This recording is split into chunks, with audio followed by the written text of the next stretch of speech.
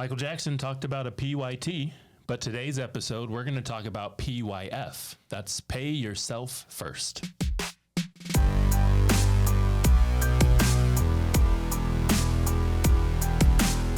Welcome back to another podcast episode, The Cash Compound.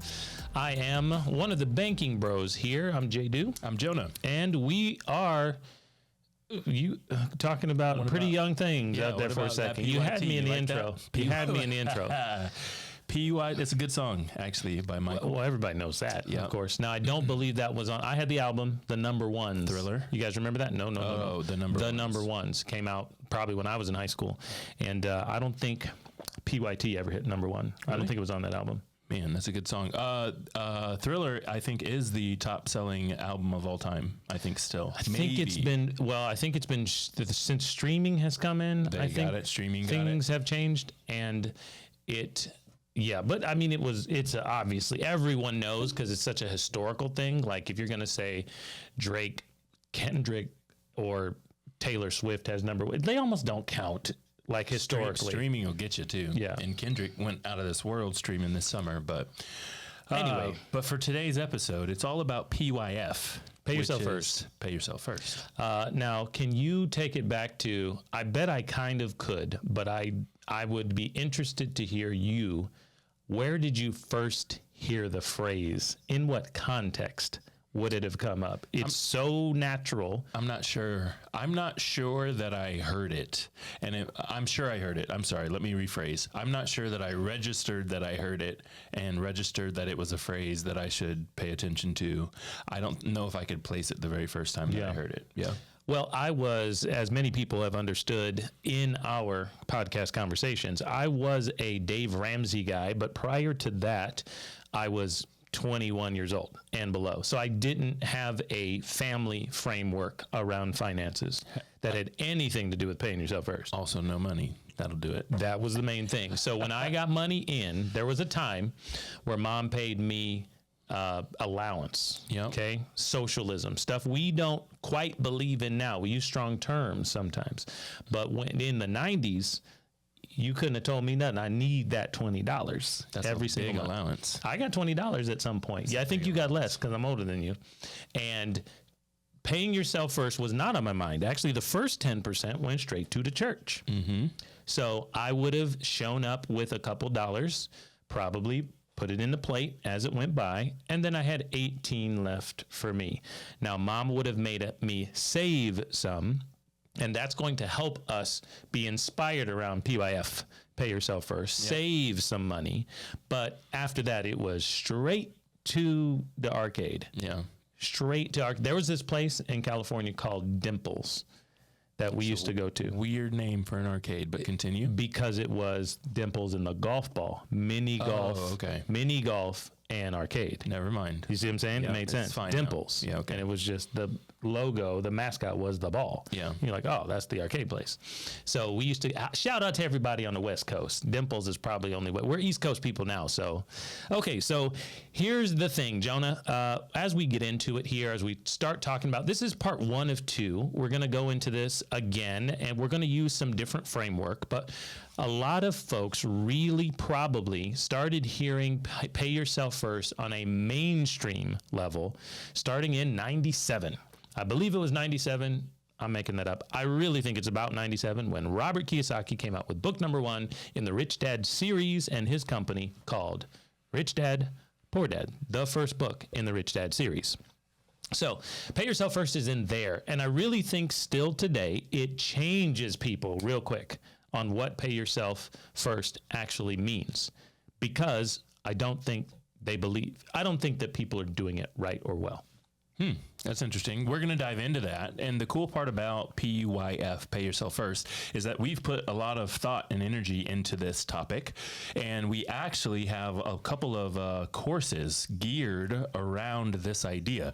Our specific Pay Yourself First course, by the time you're watching this, could be available for you to go through it. If it is, we'll put a link in the description. But we've got some other courses as well that we want to make sure that you're aware of. Sometimes these topics that we think are worth diving into, we we put a little more extra effort, a little more oomph into those. And this is one of those topics. So we've actually got a course on that. So you check the description for a link to our courses. We want you guys to jump in. And this course, at least at this time, the time of recording, is a free course. It's a free offering to help get you started on a level where you can be interactive to the terminology. Where and what and why and how does it affect you today? And so this one is going to be really great. We're redoing this course fall of 2024. We've had it for years. We're coming back with a new platform, a new learning management system, and we're putting it on there as a revamped item for those of you who are wise enough to click subscribe, follow across our podcast and YouTube channel platforms. You can look at the links and jump into that course. That's right. Before we jump into it, if you have not been following along with our podcast episodes, or if you watch on YouTube and this is your very first video, you didn't watch our last one, you've got to go watch our last podcast, which is the ABCs of IBC. Now, we also did 2 parts for that one, a part 1 and a part 2, and we took time to answer the most frequently asked questions that we got from our from the Google searches and from the YouTube searches and the TikTok searches. And so if you've got some specific, or it's your first time getting started, those are going to be great videos for you. Again, check the link in the description so we can make sure that we link to that other video. With that being said, let's jump into today's episode, PYF. Let's go to our quote of the week, ladies and gents, right here, right now. Jonah, our quote is a little bit different today. We literally went to Google for the quote of the week. Yep. And it's not really a quote. We put pay yourself first definition. I mean, we could have spelled it out in actual word, but we put pay yourself first definition into the Google search bar, and what popped up is perfect. So we're going to show it to everybody. We want to give you a visual of what popped up here. That's right. And when we do that, we're going to see how frequently it's been put into your brain as a marketing term that potentially is driving you off course. Okay. Okay, so let's take a look at that right now. Okay, pay yourself first means when you get paid, you should try to put money away in your own savings before you spend money on anything else. I like that. So far, so good. I like that one. Okay, but Jonah, what gets interesting? Who was that? Who said that? That is Investopedia. Investopedia. Okay, that's a site that a lot of people go to for quick finance terms and what they do and what they mean. Okay, that's fine. A wiki for investments or money or finances. What else we got? But what's interesting about this is when we scroll down, take a look at this, those of you on YouTube.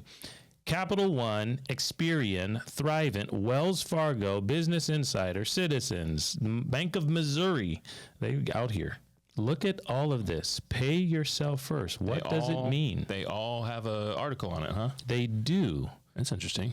And what's interesting is here, Capital One, generally pay yourself first means what it says. Set aside money for savings before paying bills and making other purchases. Your thoughts? Set aside money for savings. It's fine.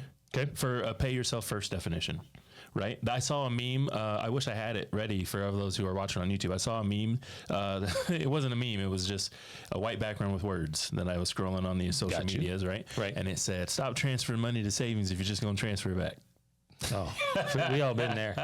And I thought that's funny. How long my money stays in savings account? One day. So that's the part of the Capital One definition that I'm like, but it's a good definition for pay yourself first. All right. Experian. What does it mean to pay yourself first? Paying yourself first means dedicating a portion of your income to savings or investments before you use it to pay bills or make discretionary purchases. Or investments? Okay. I don't know if I like that one. Thrivent. Okay. The pay yourself first budgeting method has you put a portion of your paycheck into your retirement, emergency, or other goal-based savings. Goal-based savings. I think I'm fine with that because they fixed it at the end. They fixed it at the end. What was wrong with it? Well, when they say retirement, right, a lot of people are going to associate retirement with the retirement accounts. A lot of retirement accounts are investment vehicles, so it's the same reason I didn't like Thrivents was the same reason I didn't like Experience. I don't like that. Pay yourself first means go invest. I don't know about all that. Okay, so here's what I thought pay myself first meant. When I got into the world of being an adult, I say that I met the Dave Ramsey philosophy around the time I was 21, 22, getting out of college. Pay myself first definitely meant putting dollars into retirement to me. Really? It meant putting dollars, as he would say, baby step 4, I don't remember exactly. We would say 15% into retirement accounts, right? And he's going to go Roth IRAs. Yep. And if you have enough money, because you can max out your Roth IRA, then you get into growth stock mutual funds. That's what he would say, right? That's what I would have put under the umbrella of pay yourself first. How would you have qualified it? Differently than me? Yeah, I don't think that I would have. Again, I don't remember when I first heard the term "pay yourself first," but I'm not sure I would have put the qualification on it of retirement accounts. I would have assumed that it's just savings. What you're going to do is you're going to earn your paycheck. You're going to get your salary, you're going to get your commission check, whatever, and you're going to say X percent, 5, 10, 15%, whatever is going into the savings account. That's for me. That's what then do you do with it? Does it sit there for you? Well, because if I'm putting it into a retirement account, I'm hoping and praying that investment would have a long-term positive return. Yeah, and I'm not saying go get a traditional savings account at a bank. Like maybe use a high-yield savings account, maybe use a CD. But that's what I would have associated pay yourself first with banking vehicles as opposed to investment vehicles. Yeah. Okay. There's no way I would have. So that's what's interesting about that is if you're listening to us talk and walk through this and you're feeling some type of way, it's probably because you have a definition of what that means. And I'd love to know what that is, because your definition might be savings vehicles. It might be guaranteed vehicles, high yield savings accounts and CDs. That's where Jonah was talking about. For me, it would not have been those things. It would have been, if I put it in some sort of CD, 2 years to 5 years, I would have not been thinking this is now going to roll into the next CD and gone into retirement. It would have been, I'm just trying to buy a car in 5 years. I mean, again, it's a little bit of different background. You've got to remember my first big boy job coming out of school was at a bank. I knew about CDs. Like, that's what I know well. So that was like, again, I was in the same boat that you probably were. I didn't have any money to put in CDs, but I knew about them. Right. So pay yourself first. I would have immediately went down the banking institution route. I was going to turn into that uncle at Thanksgiving who told you all this stuff you should have been doing and I could have done while watching football. However, why does Unc then drive that car, that hoopty that barely works, and someone has to always go pick him up? Talking about high yields. Right. Talking about high yield savings and all that. So, okay. So here it is. What we discovered is there really is what we would call the ideal asset or the perfect tool for a pay yourself first environment. Right. And it's for a bunch of reasons that we haven't brought up again on this episode, but we bring up on every other episode. It's because of guarantees, growth, privacy, liquidity, of all crazy things, and no taxes. All the ideals that you'd want inside your pay yourself first environment. Yeah. How much can you make? How much can you keep? There you go. I like that. So this is crazy that you brought this up, because in the day and age that we are, you're saying, hey, the first time I heard about pay yourself first, just like a lot of you out there possibly who are watching or listening to this, you're going, well, I associate that with investment vehicles. We just mentioned to you that the place that we think you should pay yourself first doesn't have one thing that I wanted to bring up, which is a tax obligation. There's actually a big stink right now going around in the media and the news talking about unrealized capital gains. So my question is, okay, let's assume that you think pay yourself first means the money should go into an investment vehicle. But now I hope, fingers crossed, that it doesn't actually get passed. But now we've got this talk of unrealized capital gains. Break that down, how that works for the people listening. Yeah. So obviously the tax has a bunch of caveats. We'll get to that one second. But you put your dollars into an environment with appreciation. So there's going to be appreciation on an asset, let's say like a home, like a business.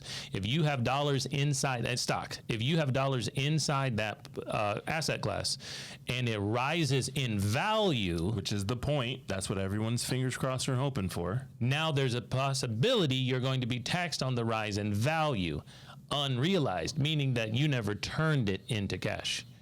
So now, let's get into the tax side of it. Let's be clear that currently the tax code is suggesting this for people with way more money than you and I have. Sure. Okay, so it doesn't apply to everyone. We understand that. If you want to get in the DMs and get them. The question is how in the world does that work? And if that starts there, do you think that it passes down to the rest of us over time? Yeah, Jonah, for sure. Remind us, if you can, when this idea of income tax came into play. Income tax. So did you know? I don't know if I remember the years, but I do know. Do you when income tax was first introduced, you had to send it in. 100%. You had to send it in, and then they kept having problems with people not paying taxes. Hopefully, it was our great grandpa who Right. decided to And fight so the patriarchy. Fast forward till now, right? Income tax, they're taking it directly Right. out your check. You have no options. It's because they didn't start like that. Right. That was So in the realization for me. 1870s, I don't remember. 1870s or so was the first kind of like modern-ish, 150 years, tax code that started to affect people. And it was temporary, and it was supposed to pay for the wars. Yep. Right? Pay for Reconstruction, things like that. Then it came back in the early the 19-teens, 1920s, 1930s. When it came back in the 19-teens, it was supposed to be temporary still. And it didn't. And when the idea here is that the government said, as they always do, like they're saying now, that's the whole reason I'm bringing it up, is it's not going to apply to you. It's only going to apply to other people. Mm-hmm. It's only going to apply to enough people who can't knock me off the throne of my office.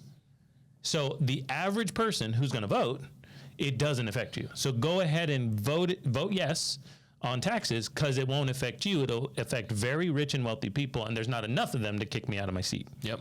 And how often has that worked? Because 100 years later, all of us are taxed. That is correct. Like crazy, and the out the richest check. and wealthy people still aren't paying it. It's great.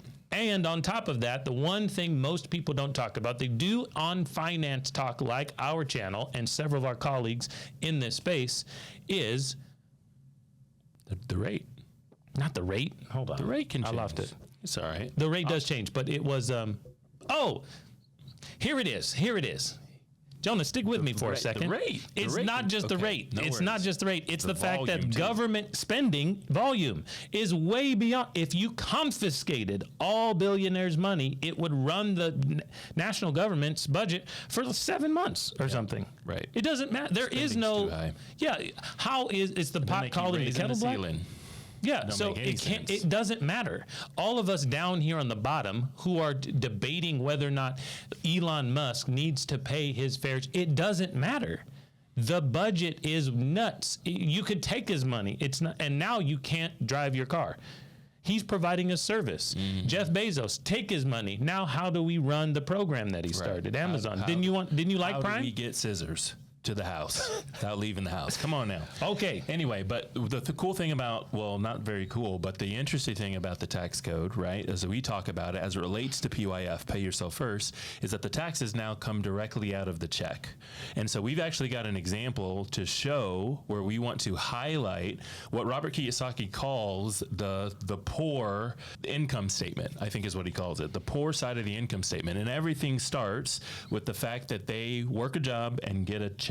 There we go. Right? Everything starts there. So let's highlight that, zoom into that maybe a little bit. Okay, so if we're on the leftmost side of Robert Kiyosaki's piece right here. Okay, ladies and gentlemen, you can see that the poor get income from a job or salary or work effort. Okay, we're going to get into that a little bit later. And it goes straight out to expenses. Right. Okay, taxes, maybe up to 30%. Rent, food, transportation, clothes, right? We've got to, money needs to flow. There's nothing wrong with that. You need to, rich or poor, you've got taxes, rent, food, transportation, and clothes. Doesn't matter. A lot of people relate this poor side to, like, if it makes you feel any better, think about how you operated with money kind of growing up as a young teen, or maybe just got that first job. That's absolutely how I operated with the money. I'm going to go work at the grocery store. I'm going to make my income, and I'm using all the money. You know, I get the check on Friday. Did you work at the grocery store? Sure did. We get the check on Friday, and I'm spending all the money by next Thursday. So I worked at the grocery store as well. I don't remember you working at a grocery store. I'm way older than you. I did work at the grocery store. Oh, you worked at...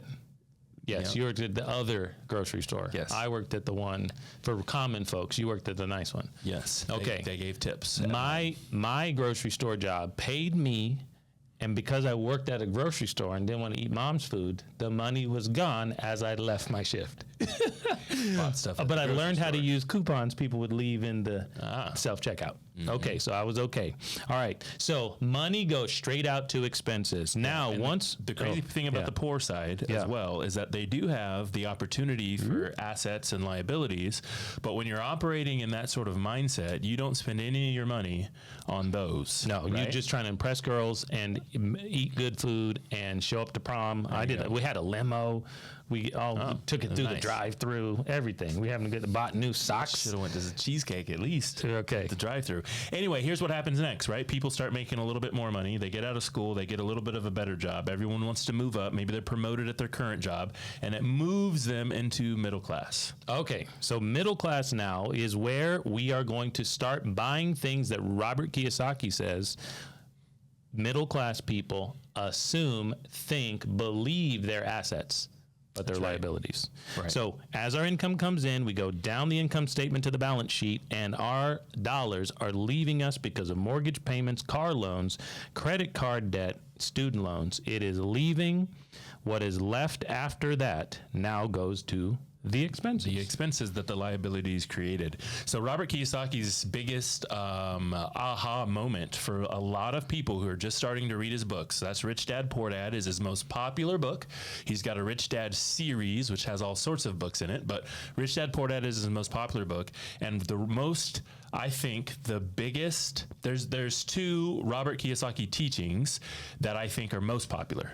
And one of them relates to this category right here with middle class, which is that your house is not an asset. Ooh, yes. There was a significant amount of people for a couple generations in there that would double down on the house being an asset. And what he did is he defined what an asset is and a liability is and made it really simplistic. And for the first couple years of this definition, I think few people would fight him on this definition. Like, no. People still do. People still do. Sure. But the reality is how he defines it is he says an asset puts money in your pocket and a liability takes money out, right? And so if you buy a home and now because you own that piece of property, you've got property tax and you've got insurance and you've got home repairs and you've got an HOA fee and you've got to pay the water bill and the power bill and you got to get people to cut the grass and pay the, right? He's saying liability. Liabilities take money out of your pocket. It's not putting any money into your pocket. Now, there are things that you can do to change your house into an asset. 100%. But I think... But you have to get the money to flow to do that. There you go. I think the average homeowner is in the house is not an asset. The house is a liability. And a lot of people buy too much house and their payments, well, that's a different. Also, of course, the mortgages are very high. The cost is very high. So the volume of money that's going out just for the mortgage payment and not the incidentals are vast and massive, and they go straight back to Wells Fargo, Chase, and Citibank. Then your dishwasher breaks. Yep. You got to get a new one. Okay, so here's where the rich come in. Jonah, tell us what's up. Yeah, so the rich, what makes the rich really unique is that the rich are not relying on one job, paycheck, salary in order to get the money. What Robert Kiyosaki deems the rich, as he would call it, is they're going to purchase assets, and their assets are going to produce the income. And so it doesn't actually matter if the rich is working, not working, at home, not at home, on vacation, not at vacation, because the asset that they own is producing all the money. So as you can see, if you're watching on YouTube, these assets are like real estate, stocks, bonds, notes, intellectual property, all sorts of things that you could deem as an asset, and the assets then produce the income. Like, this is pretty easy if you're in the real estate space, right? A rental property produces rental income. There you go. Right? If the mortgage on the rental property is $1,000, but the rent is $2,000, and then you use it to pay the mortgage, there's $1,000 left over that you just earned and you did not have to work. Most people kind of understand that, but they're not in the game of playing the rich. What they're in the game of doing is still battling the middle class problems of their money going out the window, and they don't have enough or the right, or they're not allocating their dollars in the pay yourself first environment. So it goes straight to the balance sheet as an asset when it comes in. Yep. And that's exactly what Nelson Nash talks about when he's talking about the all-American man. The all-American man has so much middle class problem that he is not going to win with his small savings or small investment returns in the long run. He is losing, so he wants to introduce you to the problem, and he calls it banking. The banking function is not controlled by the individual. So going back to Robert Kiyosaki, obviously, if you can place your dollars inside businesses that you own and control, assets, notes, papers, things like that, that appreciate in value, sure, we hope, but also kick off cash, then the cash can come into your life, and those assets are the things you go for first. So he talks about it in Rich Dad Poor Dad Jonah. If you remember that, he would tried a whole lot of things to try to get his rental portfolio. He's a real estate guy. He tried to get his rental portfolio up, and his very first, I believe, cash flowing rental portfolio asset was $25 is what he cleared every month. And now it's bajillions of dollars, right? I don't know how many doors he has in apartment units and corporate buildings or whatever, thousands, but it was $25. But the point is that was an asset now. Yep. He was making cash flow off of something he owned or controlled, and now he could use that, not effort, to go pay for other things. Right. So a lot of people when we talk about PUIF, pay yourself first, there's a significant amount of people that we would believe, and if you're listening to the podcast, maybe you do too, that are actually putting the money in the wrong spot. Right. Right. And we're going to get into that on part 2. We are going to get into that in part 2, but I wanted to at least preface it by saying we believe that the ideal asset and where to place the money is revealed in part 2, I guess. Well, we can tell them if we wanted to. Okay. Okay, so we're going to save our money, pay ourselves first before anything else other than letting your boss go ahead and put your direct deposits into your regular checking account after tax from your regular JLB, for those of you who have it, which is 95% of you, according to Robert Kiyosaki, because we're about to look at that here, is going to be whole life insurance premiums. It's going to be permanent life insurance, yes, but whole life insurance premiums for everybody who just somehow heard me say a form of universal. I did not. I said whole life insurance premiums, okay? So when you do that, you now jump into another Robert Kiyosaki visual, the cash flow quadrant. We're going to take a look at that real quick because it's going to remind you, because you're on the left side of the quadrant when you start working. If you are somebody who's on the line or an employee, or even as I moved from one to the other, E to S, bottom left corner, I went to owning a job. So for those of you unfamiliar with the quadrant, Jonah, explain our 4 areas. Yeah, so the top left of the quadrant is the employee side. This is where you have a job. A lot of people start here, especially if you're the traditional average American and you're going to start working at 15, 16, 17. You're going to start probably in the employee space. If you level up from the employee space, I'm going to call it a level up, even though I'm not sure that Robert Kiyosaki would call it that, but you're going to move to the bottom left, which is being self-employed, which is meaning that you own a job. So pretend that you're a plumber and you own your own company, right? And what that means is you've got to go get gigs, you've got to go fix people's sinks and bathrooms and all that sort of thing. And that's awesome. So instead of working for someone else's plumbing agency, you own your own, but you're still having to work. You have to give up your time in order to make the money. That's the characteristic of both the employee and the self-employed person. You have to give up time to make the money. What Robert Kiyosaki teaches is that you want to move to the right side of the quadrant. The right side of the quadrant at the top, so it's like a 4, like a 4 square here. A quadrant? A quadrant. But I'm not sure I could know what a quadrant is by someone saying it to me. Read a book. I know what get out of here. Okay, the top right of the quadrant is B. It's a business owner. And what that means is you no longer have to give up time to make the money. You can leverage the business, leverage the system, leverage the employees to make the money. Right? Yep. A lot of people get this confused. It's a fine line between self-employed and business, kind of as you level up. So let me jump in for a second. And if I'm remembering, it's been a while, but I really enjoy the cash flow quadrant. Plug out there to that book. Is self-employed is going to rely on your time. You mentioned that. And then big business, he might say big B or big business, is going to be a network marketing system that has people involved with it that it can be leveraged now. Or it's a franchise. Yep. Because now you don't have to do all the work. So it's a system that can pay without your time. There you go. There's a lot of ways to do that. Obviously, you can just own something very large. Property would be the same way. If you don't have to do all of the fixing of the water, You have a business, that house, that rental income or whatever it might be for you is paying you without you having to do the effort. That's right. So there's a lot of different ways to do it. We're not partial to whatever. And you can make money in multiple categories at the same time. Lots of people do. All right. Yep.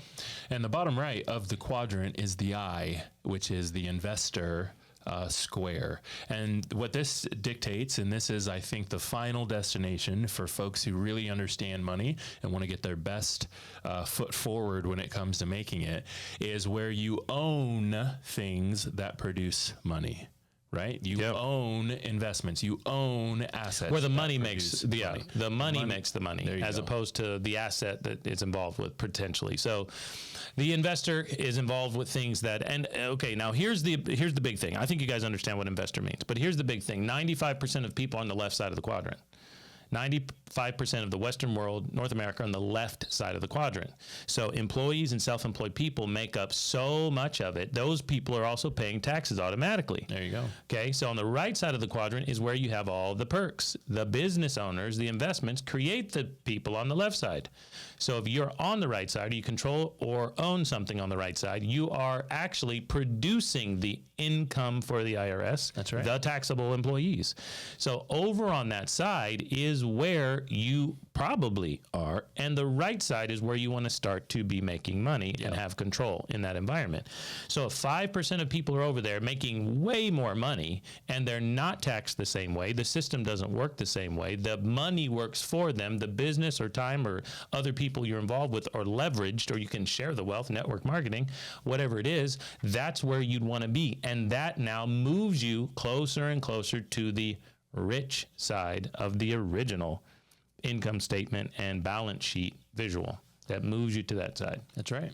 So the question that we have for you, and that you have to consider asking yourself, or if you've already started working through a plan and a product to do that for yourself, is the ideal asset we've talked about, is that moving you that direction? Right. Does it qualify as something the rich would do, and does it qualify as the rightmost side of the quadrant? Yep. When you pay yourself first, wherever you put the money, is it going to put you in the poor, middle class, or rich side? Like, what attributes of where you're placing the money does that reflect of who you are, right? That's what it is.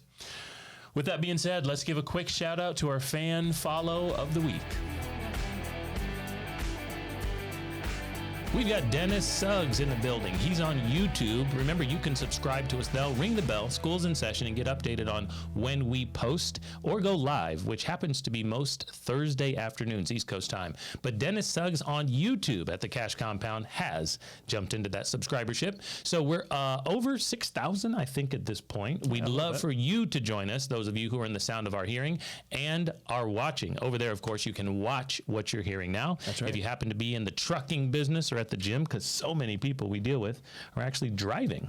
It's a good time to listen to podcasts. It's a good time. You can binge them. You can get 20 of them in, real quick before you get tired. Dennis, if you are paying yourself first, we'd love to know about it. And if you're not yet, we'd love to chat with you or anyone else who wants to get a free cash consultation with us. Us and our coaches who are on those calls are going to walk and talk you through how you can actually PYT. Pay yourself first. Peace out, everybody. Gave a lot of game, we never got a lot of things. Bow your head and say the prayer. We taught you how to be the bank.